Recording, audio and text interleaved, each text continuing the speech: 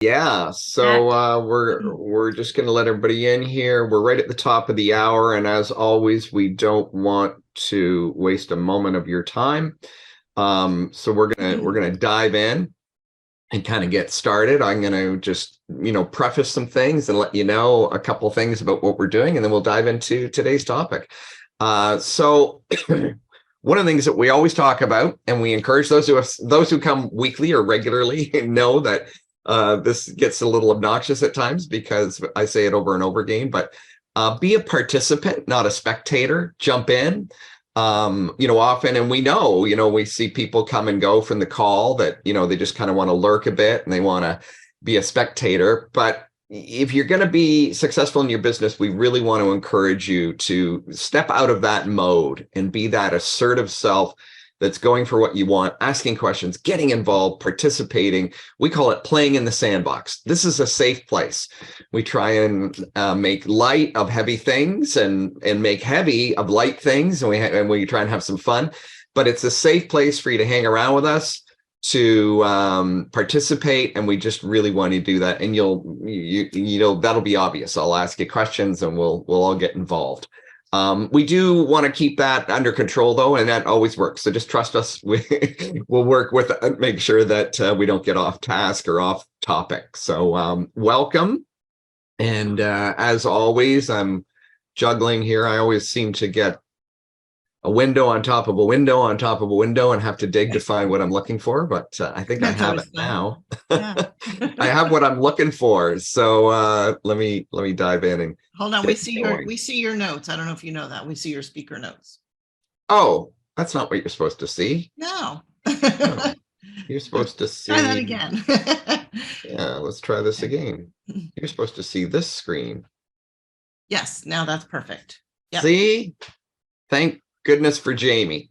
And if Jamie wasn't here, that's where I'd need you guys to be participants and not just spectators, or I'd be fumbling along making a mess. But I know Kathy would back me up too. She'd be all over me. And now I've lost my screen again. So bear with me. Yeah. This drives Jamie crazy, by the way. I don't like to see big white spaces on the screen because I know people are here to learn, and they're like, oh, there's a big blank screen here. So yeah, so this is where, and I'm going to leave it there for a moment, because this is what makes Jamie and I such a great team, is that we complement each other, because Jamie is covering, dotting the I's and crossing the T's and making sure that things are working, and I'm just winging. I'm out there just making a mess and knocking things over and stuff. So it really works well, and I'm so grateful and thankful to have Jamie to back me up. I got the broom and the dustpan following behind. Yeah, dustpan, cleaning up my mess. So welcome to our weekly training. And again, just to give you a little bit of kind of housekeeping here, this is our weekly training. We've opened this up to the public just a little while ago. We're going to be doing this live and to the public for a little while. Not sure how long. So I don't want to make any promises there, but we may at some point in time deviate and go back. But one of the things you'll notice is after we do our training session, which will be probably about 20 to 30 minutes, then we'll kind of say goodbye to those of you who are joining us as visitors, and we thank you. And then we'll be transitioning into what we call our implementation call, where we deal specifically with client issues. So just wanted you to know that, so that you don't think that we're rude here when we make that transition. But welcome to focusing on the right relationships and how they're vital to your business success. So a really, really important topic. And just want to let you know and put this in context for you, that this fits into our model, the upscale model, in phase 3. We call that phase clients, how to get clients, how to attract, engage, and enroll clients. So that's where this fits in terms of context, in terms of what we believe is an effective build out for a successful coaching business. Hey, Johnny, good to see you. Monet popping in. Today, we're going to cover 3 types of relationships to cultivate. And I know this will be powerful for not only our guests, but also for our clients, Johnny, Monet, others who are on the call, Kathy. So 3 types of relationships to cultivate, tips for establishing trust. And lastly, we're going to talk a little bit about referrals, and referrals, an alternative strategy for getting and leveraging referrals. So this is going to be something that's going to be new to you, a new idea, a new concept, I'm certain. So how come this is important? What's this all about? Well, here's the reality. Time is your most valuable resource. So it's essential that you get the highest ROI from all of your business relationships. Really critical, especially because we're all typically solopreneurs. We're working alone. So that ROI, that leverage is critical. The second thing is relationships and conversations are really the ultimate source for establishing and growing the value of your coaching. Our clients will tell you that I use the language, you're talking about the idea that if you're constantly redoing your program in isolation, or you're coming up with new ideas by yourself, you're living in fantasy land, your fantasy land. The only real land to live in and the only reality out there is when you're talking to a client or a prospect. That's the reality check. So it's fine to fantasize. It's fine to hypothesize and come up with ideas. But don't go any further until you validate them, until you have a conversation with somebody and check out whether they make sense or not. So that's really important to have those relationships. And that's why this topic is so important. And developing a strong network of referrals and recommendations is also foundational to business success. But we need to know how to do these effectively and in the right order. And that's what I want to give you today. Stick around. As always, we got a bribe for you. We've got a really cool gift at the end of this. It's going to be free, no strings attached. And we'll be letting you know that, but you got to stick around to get it. So hang in there with us, and please absorb, play in the sandbox with us, and have some fun and learn something. Have a takeaway. So let me ask you this question. Do you believe developing a strong network of relationships, referrals, people, conversations will help make growing your business easier and more fulfilling? Go ahead and type yes in the chat for me, just so we can practice participating. So yes or no. You're welcome to say no too. Maybe that'll be a challenge for me to hopefully persuade you and give you some ideas. We've got yeses. Yes. Right. We're getting some yeses. Okay. Yeah, of course. This is the key, but it's important too to realize that we don't want to minimize this. We don't want to take it for granted. We want to be thinking about these things and aware of them. And one of the ways to be aware of them is to think about not just relationships in one bucket, but to start to think about the different relationships that you want to interact with in your business. The first one is your prospect, your client. Obviously, this is key and really critical. But a second relationship you can cultivate is what we would call the connectors. And the third relationship we can talk about is strategic partners. Now, let me talk about all three just briefly. Obviously, we know that a prospecting client is critical to our business. And the relationship we want there is not one of constantly telling and giving, but one of give and take, one where we're collaborating and learning together. So asking for feedback, asking questions and learning about that. I talk about, and one of my mentors, one of my teachers in a program that I did a long time ago was called the art of asking questions. So rather than being what I call a shoulder, you should do this, you should do that, instead, start to master the skill, master the art of asking questions, because that's where the magic really is. So one, questions can be used with your clients and prospects to know whether they're getting it, whether we're on track or not. They're good at feedback mechanism. The other thing is questions can tell you new information, things that maybe you need to be adapting and changing. So we're constantly in this process of becoming, of evolving, of becoming more powerful and better, and being able to serve our clients at a different and a higher level. The second relationship is the concept of the connector. And this is where we often, Jamie and I've learned this, by the way, because our clients years ago started giving us feedback. They said, hey, I thought we were targeting women. And all of a sudden, I'm getting men and they're asking me, why are you reaching out to me when you deal with women? Well, do you think that men might know a few women? So we need to pause and think for a minute. We need to say, oh, just because you're not the exact person that I want to be building relationship with, talking to from a client standpoint, doesn't mean that person can't connect you with others.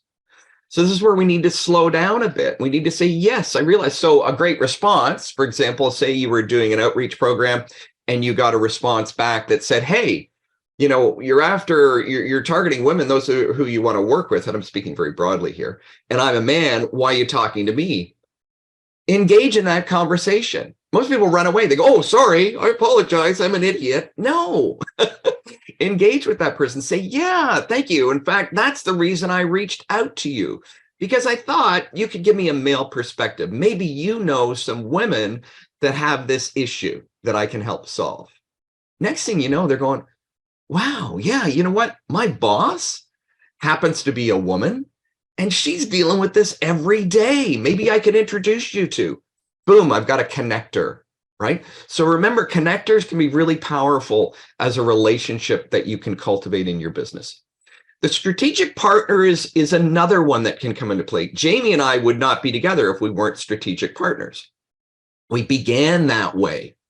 Now, there's a cautionary tale here, though, is that there's a lot of people that will want to be your strategic partner, but you've got to look at, do we bring an equal amount of value to the table?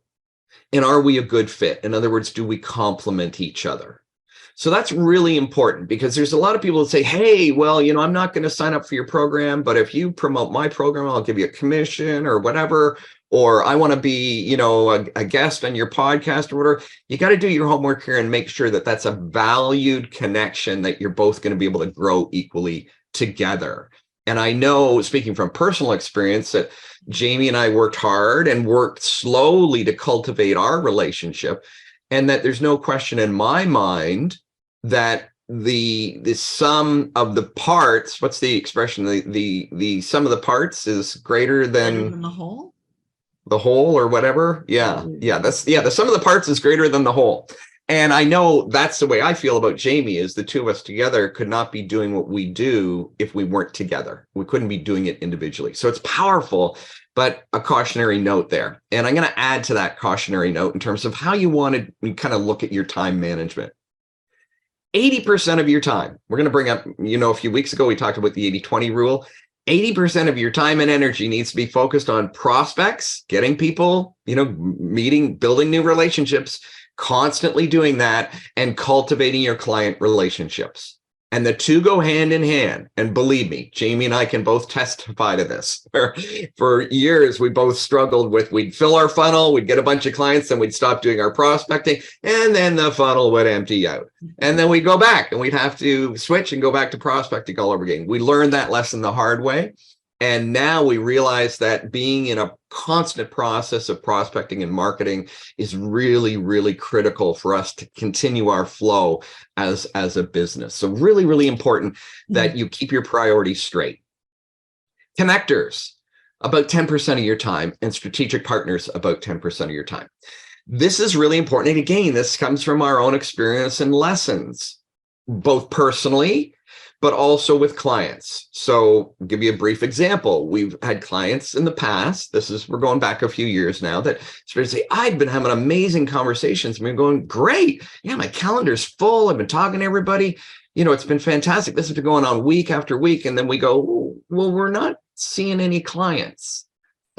Tell us more about these conversations that you're having, you know, this outreach that you're doing. And they say, oh, I've got Susie over here, and, you know, she's fantastic. She's got this program, you know, going, and she tells me if I send people her way, then she'll send people my way. Oh, okay. And then I've got Joe over here, you know, and Joe's telling me that when I'm ready, then he'll come and work for me and do this, but I got to be willing to pay him. Next thing you know, we found out that our clients were being inundated with all of these people that wanted to partner with them, because they weren't having success. So they thought maybe they could ride on the coattails of our client. Keeping in balance. And she was spending 80, 90, 100% of her time talking to people who just wanted to form partnerships that didn't have any value. Well, of course, she wasn't getting clients. So we realized, whoa, we need to start to educate and build this into our program. And that's why we talk about this now. So a good way is think about your calendar. When you get those outreach, say, you know what? And no need to be rude, by the way. Somebody approaches you, say, hey, you know, I work on, you know, I want you to help me with my program or whatever. If you give me, you know, if you give me clients, I'll give you a commission or percentage. We just say, thanks very much. You know what? I'm slammed right now. My calendar is full with prospecting engagements. I've got to talk to them, and the rest of my time is spent with my clients. Maybe at a later date we can connect. So know that 1 out of every 10 appointments, it's okay to have one of those conversations in there, and then tread lightly and cautiously. So the key here, and again, I'm going to refer back to one of our talks we had a couple of weeks ago. Remember that productive time is income increasing activities. Can we do that 100% of the time? No. We're lucky if we can do that 20% of the time. But we want to always make that number one. What is this activity actually going to increase my income? And that's why prospecting is number one. So remember that from our training. And if you haven't seen that training, let us know. We're happy to send that to you, or dig through the group and you'll find that training there where we talk about the use of time, effective time management. So let's talk about the second thing that I introduced here in terms of what we're going to teach you today. And that's this idea of how do I build relationship? How do I build trust? And that was specifically what we referred to. How do I build trust and then get people to engage? And again, you might refer to a previous training where we talked about our WEO method. And the WEO starts with W for warm. Don't jump right into the date and ask somebody to marry you. Slow down, get to know each other, give them a compliment. Start in that way. Next is the concept of engagement. So to and fro, this comes back to the art of asking questions. Ask a question, get some conversation going. Then once we have that going and we've got some interest, some rapport going, now's the time to educate. Now's the time to start to tell somebody about you and what you do, and ask some more questions to keep that education going.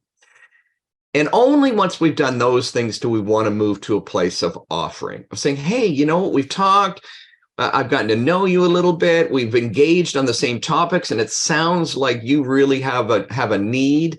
And I told you a little bit about what I do, and it sounds like there's a good fit here. Tell you what, why don't we have a free consultation? Why don't we get together? Why don't I send you my program, my roadmap, so you can have a look at that? Let's take this further. Let me make you an offer. Let me make an offer that you can't refuse. So building relationship this way is a surefire way to build trust. And by building trust, we build engagement. So remember the WEO model: warm, engage, educate, and offer. I want to highlight something on that offer because, and we've talked about this before, offer, and Mark laid it out beautifully, but I just want to highlight, offer does not mean that you just go to them and say, here's my program, here's the price, here's what it is. The offer is really like, let's get on a call and see if there's even a further fit. Because that won't work if you just say, well, here's my program, here's the outline of everything we do together, here's my price. That's a sure way to have people just kind of leave your sphere. So the offer is not offer of working together immediately. It's an offer to find out, can we work together? Yep. Wonderful point. And thank you so much, Jamie, for bringing that up, because we're all in the coaching and consulting business, and we're not selling widgets. So we're not selling a commodity. We're not selling a specific physical product. We're not selling a cheap program. What we're doing is we're selling a solution. And the only way to do that is in direct conversation with somebody. So ultimately, the offer is to meet one-on-one. So that's critical. Okay, and we need to build value, and we build value by having that conversation. So really, really good point. And you'll see that last little loop that I just flipped on there brings you right back to warm again, which means don't just give up on people after this point. Cycle them through this process, because there's a concept, and we did a training on this too, called readiness. You know, obviously we're looking for people who are ready right now, but we don't want to throw, bodies on a heap and just keep barging ahead. We want to make sure that we're cultivating relationships regardless of their readiness. And this is one way to do that. So when somebody says, yeah, you know what, no thanks, I appreciate the offer, but I'm not ready right now, go back to warming again, share something of value, compliment them, have a little look further at their profile or what they're appearing online. Go back to engaging. Hey, I was thinking about this. What are your thoughts on this? Get that engagement going again, and then throw some more information out there, educate a little bit, and keep building that relationship over and over and over again. And eventually, if you're talking to the right people, you'll realize that eventually the offer will get accepted. And the other thing you'll learn is if they're not the right audience, then this will just start to basically naturally dissolve. People will not engage with you. That's usually the first step for you realizing that you're not. with the right you're person. mailing, you're nurturing through email, correspondence. And again, like Mark just said, if it's not a fit, they will, leave your sphere, they'll unsubscribe. So, you want to keep that going as well. So. Another great point that Jamie just brought up too, the email, is that this can be used in all forms of communication. You can use this in your connection conversations on LinkedIn. You can use this on your chats and comments on Facebook. You can use this in your email sequence. Is don't keep hitting people over the head with, you want to buy, you want to buy, you want to buy, you want to buy.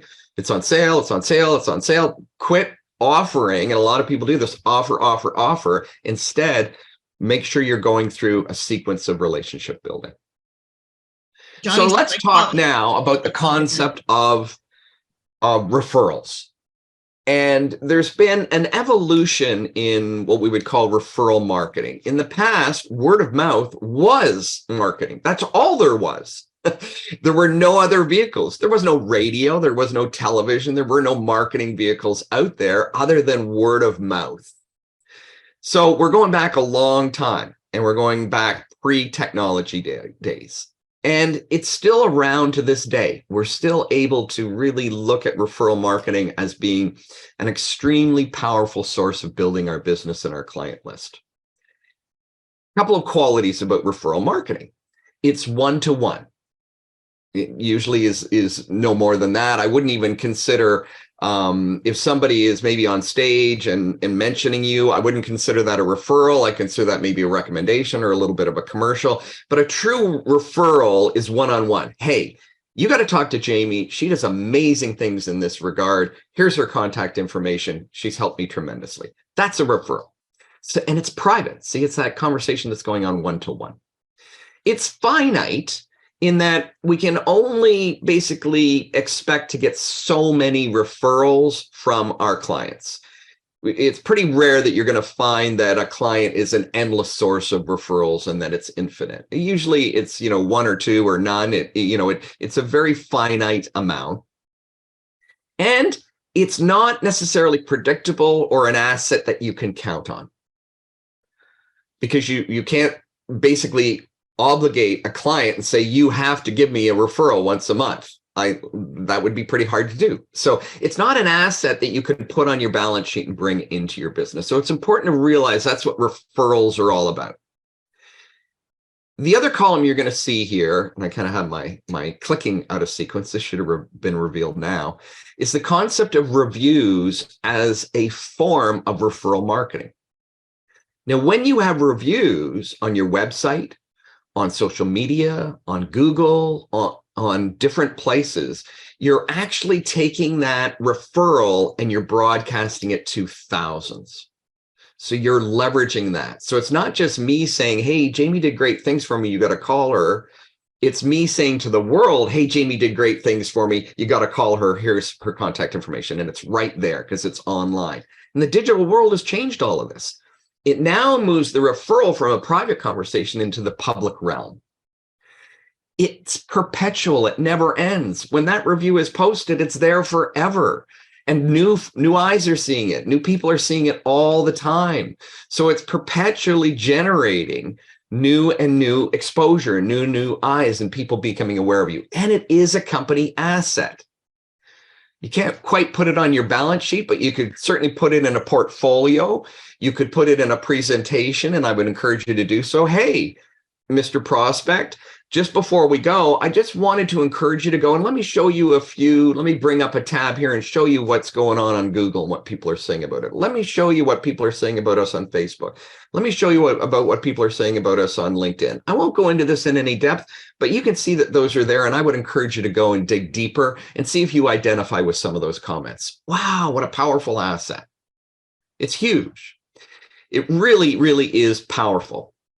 So when you think about it this way, a review is like taking a referral and putting it on steroids, making it viral. That concept of a viral post. It's taking that referral and making it go viral on the internet. Really powerful stuff. So when you think about that, I would ask you, what do you think is more powerful? One referral or one review? On the surface, you may think, wow, I've got this one person that I can talk to that could potentially become a client. But when you get that review online, and the public seeing it, which one has a greater asset value? Go ahead and play in the sandbox with me and give me a comment there. Which one do you think has greater value? So true. While we're waiting for people to respond, if you don't have reviews on your LinkedIn profile, your website, Google, that's a problem. It can really enhance your business and people wanting to do business. Talk about the know, like, and trust factor. Those are things that people look for. I don't do business with most people unless I see reviews. Really good point, Jamie. And there's actually a training on this in our upscale success strategies section. All of you clients have access to that. We did a full hour-long training on this. And so there's a number of more, there's a lot more data around this. But one of the things that I point out in that training is that they've done survey after survey after survey. Bright Local was one that did a lot of surveys. There was another company that did them. And one of the surveys they did, so it said, after you've been referred to a company, after you've heard a company's name and somebody has suggested it, after somebody has recommended a company, what do you do next? 80% of the survey respondents said they immediately go online and look for reviews. Now that was a few years ago. We're going back. I would suggest that that's probably gone up to 90 or even 100% because it's also available to us, right? It's right here in our hand. Why wouldn't we validate that and figure out if there was a good fit there or not? So really, really powerful stuff. The other thing that it does too, and Jamie brings up a really valid point here, is people are going to check you out. They're going to, we talked about this the other day, SEO is kind of dead. Most people aren't going to find you, particularly if you're a coach or a client, by searching for something and seeing that you're number one, in placement, and then clicking and learning about you on your website. They're going to learn about you through your content. They're going to learn about you through a blog post or through a social media post or whatever. And they're going to end up discovering you. And then they're going to look for you online. And if everywhere they go, there's no reviews, there's no comments on you, you kind of become a nobody. It's even better, like people who have negative reviews are often looked at as a more viable business that people have no reviews. So really critical point. I don't want to harp on this too much, but Jamie brings up some really valid points about this that is important. And we know, by the way, and I'll just say one more thing about this from two perspectives. One is one of our clients, she's not here today, Sheena. Sheena's really focused on this. I mean, she builds reviews. Her business is exploding. She's doing great. And she says it's huge. People tell her all the time, I checked you out. I read your reviews. I knew you were the one that had to help me. Jamie and I get that feedback all the time too. People check us out. We've got, God, Jamie, I don't know what we've got, like hundreds on our website. Over 100 at least. Over 100 on our website. And people read through that and it just validates that, we're not the new kids on the block. And we're also, not just blowing smoke, that we've actually been out there and done it. And people really appreciate that. So it's a powerful, powerful way of validating your business too. And we've got strategies that can help you do that. So that kind of wraps up our topic and our 3 points for today.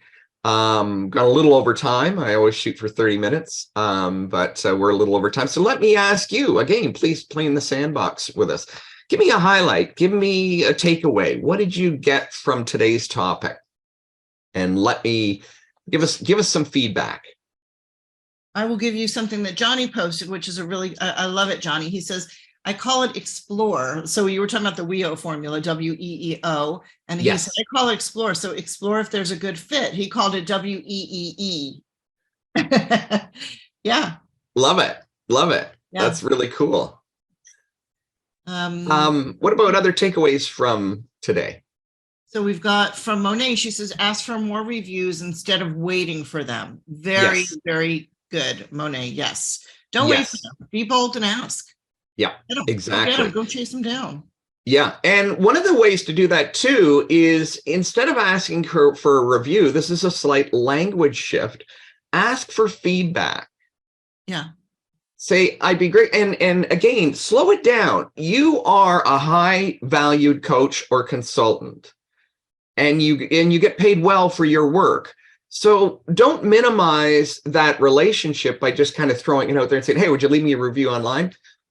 Do a two-step approach. Say, hey, I'd really love you to give me feedback on any number of things. It doesn't have to be feedback on our work together. It could be, I'd really love for you to give me feedback on that post that I put on LinkedIn that you read and you left a comment on. Would you give me some more feedback on that? Why did you like it so much? What was it about that? And the fact that you gave me feedback, then take that feedback and say, thanks so much for your feedback. Would you be willing to now post that as a review?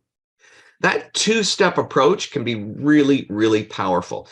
Everybody loves to give feedback. And when we transition them from feedback to review, it can be a really powerful way to build your reviews. So really powerful. And with that in mind, please give us your feedback. And we're going to put this in the chat right now. And don't leave, because you still got to get your gift. And I want to put this in context one more time for you. But you could go to upscaleyourbusiness.com/training_feedback. And there'll be a brief little questionnaire in there about today's training and what you got out of it. And we would love that feedback. Tell us whether it was crap and a waste of your time, or whether you really got something out of this and what that was. We would be grateful for your feedback, because it helps us refine and improve the training that we do every week. So please, please, please go and give us your feedback. We would be so grateful to you. Think about it this way. It's the price of the ticket. So maybe we will charge you. We'll charge you for these trainings. We won't call them free anymore. We'll say that your payment is feedback. The fee is the feedback. The fee is the feedback. I love that. Yeah. You know what? I got to put that at the very front. We gotta start saying that, because that's really cool. Yeah. So please go there, leave us some feedback. We would love to know, and that's going to help us provide even greater content for you in the future. So once again, I want to put this into context. Just running out and saying I want to grab a bunch of reviews is not going to build a business. Matter of fact, it's probably going to hurt you, because if you don't have all your ducks in a row and you don't have something to deliver, then you're going to get caught in almost like a false promise. So we want to put this in context. This is after you have your foundational elements in place, after you've got total clarity on the who, the what, the when, the where, the how. After you've established a really good consistency plan, and also after you know how to attract, engage, and enroll clients, then we move into getting reviews. And your gift today. So as promised, my slides are a little off here, as they always are. But your gift today is a little guidebook that I put together.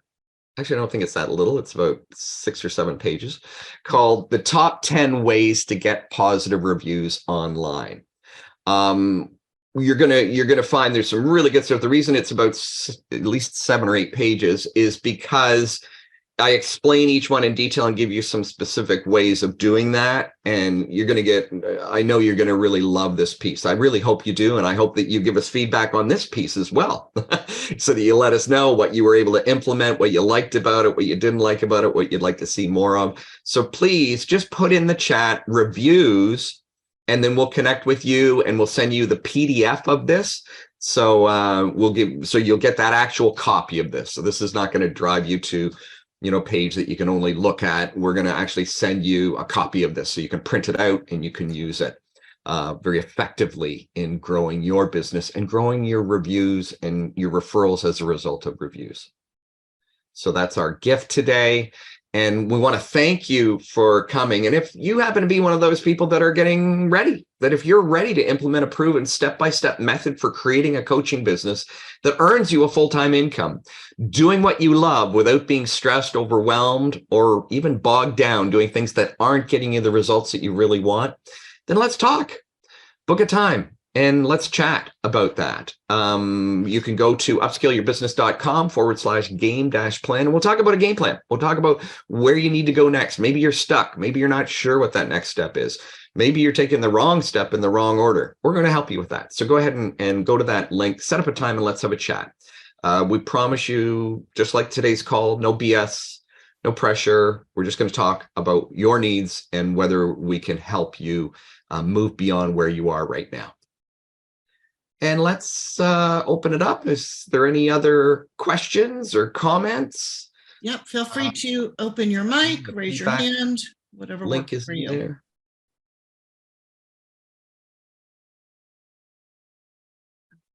Okay, Glossy. Okay, great. Got it. Got it, Monet. Thank you.